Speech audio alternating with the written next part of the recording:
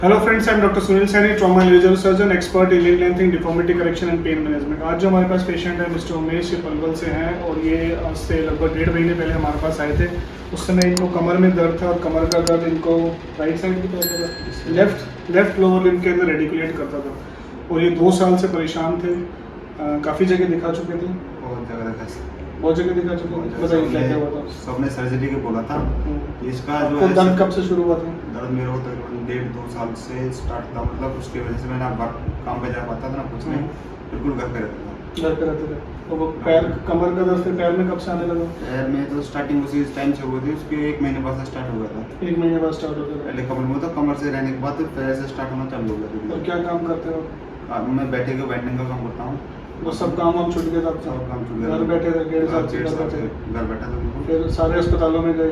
सब में गया, उन सब ने बोला कि सर्जरी करनी पड़ेगी। पहले तो दवाई देते थे, उसके बाद बोलते सर्जरी करनी पड़ेगी, लास्ट ऑप्शन नहीं कोई।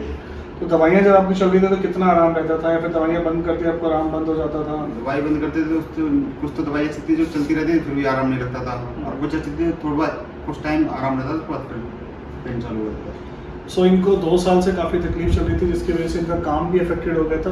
काम हम सब अपने बिल्कुल बंद कर दिया था और इनको सर्जरी के लिए एडवाइस कर दिया गया था। इनके MRI के अंदर L4, L5, L5S1 disc prolapse है, उनको रेडिकुलोपैथी थी लेफ्ट लोअर लिम्ब के अंदर। और हमने इनको 2 इंजेक्शंस लगाए हैं। सबसे पहला इंजेक्शन आज से लगभग 45 डेज पहले लगाया था। पहले इंजेक्शन के बाद इनको काफ़ी रिलीफ आया। हमने फिर इनकी एक्सरसाइजेस बढ़ाई और सेकंड इंजेक्शन आज से 1 महीने पहले लगाया था। आज इंजेक्शन लगाया था 1 महीना हो गया। सेकंड इंजेक्शन हमने इनको 1 महीने पहले लगाया था और आज ये हमारे पास आए हैं। और इस समय क्या कंडीशन है, अब क्या काम वाम कर रहे हैं? मैं सुबह फिट हूँ, मैं वर्क पे जाता हूँ तो काम पे जाता हूँ। दर्द कैसा है आपका? दर्द बिल्कुल नहीं है। कमर में कोई दर्द नहीं है? हमने इनको टाउ ब्लॉक भी लगाया था, कमर में भी एक ब्लॉक लगाया था। और 2-3 यहाँ पे लगाए हैं कि beta 1 2 3। We have given DSCB beta 1 2 3 on left side and tau block भी दिया था। अब कमर का दर्द बिल्कुल भी नहीं है। और पिछले 1 महीने में आपने दर्द की गोली कितनी खानी पड़ी? मैंने दी थी एक गोली, का था ज़्यादा दर्द मत लेना। एक गोली खाई है बस। पूरे महीने में इनको सिर्फ 1 दर्द की गोली खानी पड़ी है। उसके अलावा अपना नॉर्मल काम सारा कर रहे हो, सारा रूटीन भी कर रहे हो। अब काम ज्वाइन कर लिया सारा। पैरों में जो झंझनाहट, सुनपन, भारीपन था वो कैसा है अभी? अब कुछ नहीं है, इस समय कुछ भी नहीं है। So only 2 DSCB injections have cured him almost 100%। मैं कहूँगा कि 2 इंजेक्शन के बाद ही पेशेंट काफ़ी हद तक ठीक हो चुका है। So the purpose of DSCB injection DSCB injection का पर्पस में यही था कि हम जो नर्व पे इन्फ्लेमेशन है, नर्व पे दबाव की वजह से, कंप्रेशन की वजह से इन्फ्लेमेशन आता है, जिसको हम कीमोसेंसिटाइजेशन ऑफ नर्व कहते हैं, उसको हमने कम किया। इन्फ्लेमेशन कम हुई, पेशेंट की टिंगलिंग सेंसेशन, झंझनाहट, सुनपन, भारीपन पैर में से कम हुआ। टाउ ब्लॉक लगाया जिसकी वजह से ना कमर का वो हुआ। तो we have broken the pain cycle. Pain cycle जब ब्रेक हो गई तो पेशेंट की एंग्जाइटी लेवल ब्रेक हो गया, पेन साइकिल खत्म हुई तो patient has started rigorous exercises. और आज हमने कोई थर्ड इंजेक्शन को नहीं लगाया, there is no requirement of third injection. और सेकंड जो इंजेक्शन लगाया था वो हमने आज से 1 महीने पहले लगाया था। पेशेंट कम्प्लीटली कंफर्टेबल है। पूरे महीने में इनको सिर्फ एक एनाल्जेसिक की 1 दिन ज़रूरत पड़ी है। उन्होंने 1 टैबलेट पेन किलर की खाई, उसके अलावा इन्हें कोई ज़रूरत नहीं पड़ी। नॉर्मल काम कर रहे हैं। तो यंगर पेशेंट्स के अंदर, हालांकि 2 साल से इनको तकलीफ थी, इनको सर्जरी के लिए बोल दिया गया था, तो यंगर द पेशेंट, जो भी 45 साल से कम उम्र के पेशेंट, उनके अंदर DSCB इंजेक्शन बहुत ही अच्छे तरीके से वर्क करता है। DSCB से ना तो इनकी डिस्क ठीक हो गई है, डिस्क धीरे धीरे ड्राई हो जाएगी, but we have broken the pain cycle. जो ये दर्द इतना चल रहा था, इन्फ्लेमेशन इतनी चल रही थी जिसकी वजह से कुछ भी नहीं कर पा रहे थे, वो चीज़ें इनकी ठीक हुई है। अब आगे में ये एक्सरसाइजेस करेंगे। आप एक्सरसाइज सारी कर पा रहे हो जो हमने बताई?